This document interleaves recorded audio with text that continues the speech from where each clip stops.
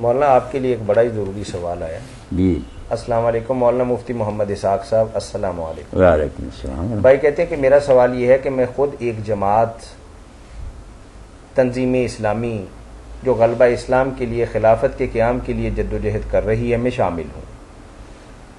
ماشاء اللہ. آپ کے بارے پوچھنا درکار ہے کہ آپ کس جماعت سے تعلق رکھتے ہیں؟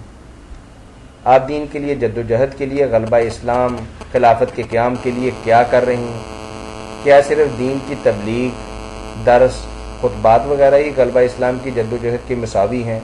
کیا یہ کام آپ کی غلبہ اسلام کی محنت میں آخرت میں کامیابی کا ذریعہ ہے یا آپ روز قیامت اسے بری ذمہ ہوں گے؟ وضاحت فرمائیں اور مزید ہمارے علم میں اضافہ فرمائیں کہ محنت کے حوالے سے ہمارے دل و ذہن کو منور فرمائیں. دین کے حوالے سے محنت کرنا، جدوجہد کرنا اور لوگوں کو دین کی طرف لانا، اس حوالے سے ہماری جو ذمہ داریاں ہیں. یہ تو میرے بھائی سب جانتے ہیں کہ میں جتنا غلبہ اسلام پر زور دیتا رہتا ہوں، میری تو ساری بات کا محور یہی ہے کہ جو آدمی دین کے غلبہ کے لیے کوشش نہیں کرتا اس کی ذاتی نیکیاں اس کے کسی کام نہیں آئیں گی. مگر غلبہ دین کے لیے کیا کوئی کرتا ہے یہ تو ہر شخص اپنی علم کی حد تک سمجھتا ہے. اگر کوئی سمجھا کہ صرف ہم ہی کرتے ہیں دوسرے لوگ نہیں کرتے تو یہ اس کی نادانی کہنا چاہیے.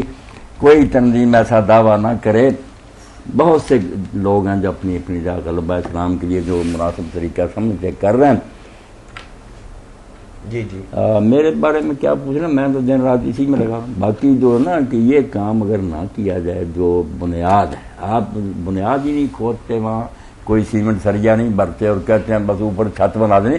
غلبہ اسلام کہاں سے ہوگا؟ یہ تنظیم اسلامی اور دوسرے سارے جو ہیں ان سے یہی میرا ٹکرانا کہ جس سے عمارت اٹھنی شروع ہوگی کہ لوگوں کے ذہن میں پہلے بیٹھے کہ اللہ کا کیا دین ہے، اس کا غلبہ کیسے ہے، فرض ہے، آئے گی بات تو آگے چلے گا نا. اس لیے جن باتوں کو فضول سمجھتے ہیں نا ان بیچاروں کو دین کی خبر نہیں. یہ نہیں دین سے ہٹ کرنا غلبہ اسلام سے، غلبہ اسلام کی بنیاد رکھ رہے ہیں. ہمارے لیکچر اور درس جو ہیں اس سے جو لوگ تیار ہوتے ہیں تنظیم میں جائیں یا جماعت اسلامی میں جائیں یا تبلیغ، غلبہ اسلام کے لیے ہم سے نرسری تیار ہو. چلے مولانا، دینی حوالوں سے ایک بات جو شکایت کے درجے تک پہنچی ہوئی ہے وہ یہ ہے کہ جو بندہ جو کام کر رہا ہے نا وہ سمجھتا ہے کہ مجھ سے بہتر دوسرا نہیں کر رہا. یہ غلط بات، بالکل اسی سے سارا فساد.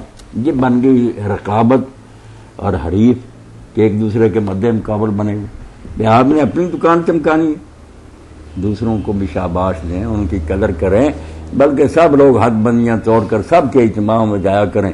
ورنہ اگر جماعت اسلامی والے ان کے نہیں جاتے انہیں سارے مجرم.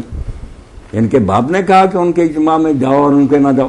یہ سب شرارتی جماعتوں نے پابندیاں لگائی کہ ہمارے لوگ جائیں گے شاید دوسروں کی بات نہ پسند آ جائے. اس سے پتہ چلتا کہ دین نہیں مقصود ہے. ورنہ کوئی بلایا، تنظیم والوں نے بلایا، میں گیا 14 اگست وہاں 1.5-2 گھنٹے سیڑھی پر آئی. میں تو کہتا ہوں دنیا میں جہاں بھی دین کہہ کے بلاؤ بیان کریں. نہیں، اتفاق ایسا ہے مولانا، مطلب آپ کے سامنے بات نہیں ہے کہ آپ کی حیثیت اور شخصیت تو ایسی ہے کہ سارے آپ کو بلانا چاہتے ہیں اور آپ سبھی کے ہاں جاتے ہیں اور سبھی کے لیے وہ بات کرتے ہیں جو سبھی کو قابل قبول ہو. لیکن باقی لوگ جو ہیں وہ وحدت کا دعویٰ تو ضرور کریں گے لیکن حجرے میں اور بات کریں گے، ممبر پر اور بات کریں گے. تو ان کا ایک محدود ہی حلقہ ہے، اسی حلقے میں بلایا جاتا ہے. بالکل ایسے. تو اس کا مولانا کیا حل؟ بھائی کا آخری نقطہ یہ تھا کہ ہمیں کو دین کے حوالے سے رہنمائی تاکہ ہم اپنے کام کو بہتر کر سکیں. کوئی ہمیں گائیڈ لائن دے. کام آپ میں سارے بعد میں کریں، پہلے اپنی ذہن سازی کریں. قرآن پڑھیں شروع سے آخر تک تفسیر کے ساتھ، احادیث، فقہ. جب ایسا نہ ہو کہ پٹھان نے گرا دیا کسی کافر کو اور کہنے لگا پڑھ کلمہ. آخر اس بیچارے نے کہا اچھا خان صاحب پڑھائیں. کہنے لگا آتا تو مجھے بھی. تو ہو گیا مسلمان. جو غلبہ اسلام کوئی وضو کا ہی مسئلہ پوچھ لے، نماز کا مسئلہ، جو درس دے رہا ہے امیر جماعت وہی کہ یار مجھے تو پتہ ہی، تفہیم القرآن سے تھوڑا سا رٹ لیا. جب آپ کے پاس دین کا پورا علم ہی نہیں اور اس کمی کو پورا کرنے کا کوئی فکر ہی نہیں، کیا غلبہ اسلام ہے؟ سارے لوگ غلبہ اسلام جو چاہتے ہیں نا چھوڑ کر کام، پہلے قرآن مجید کی تفسیریں نے، حدیثیں نے پڑھنا شروع کریں. جہاں سمجھ نہیں آتی پڑھیں. پہلے اپنا ذہن تو بنائیں کہ اسلام کیا، پھر انشاءاللہ دوسروں تک ہی پہنچے. ٹھیک، جزاکم اللہ خیر.